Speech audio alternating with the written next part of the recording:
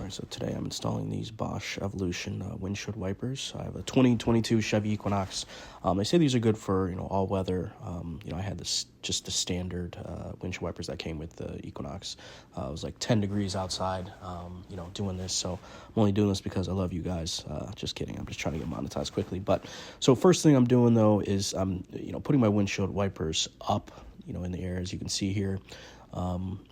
It's up to you. I think it just makes it a little bit easier. It gets me closer. But the first thing you want to do is just literally just pull that, little piece back. Just pull it up and then press it down, and it'll come off, fairly simple.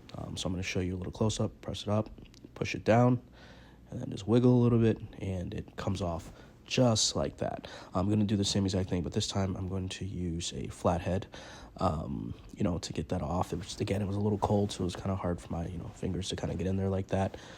You can do it. It definitely makes it a little easier, but you don't have to. But once again, go up, down, and then just wiggle a little bit. So, as you see, that's what it's going to look like with it off. Their little hooks right there. So here are the new windshield wipers. I'm going to get a little bit of a close-up here. As you see, you can, it kind of hooks into the, old one there, as I'm demonstrating again for you. But you're just going to push that in just like that, all right? And then you're going to go up, and then you're going to press it down. And actually clicks here.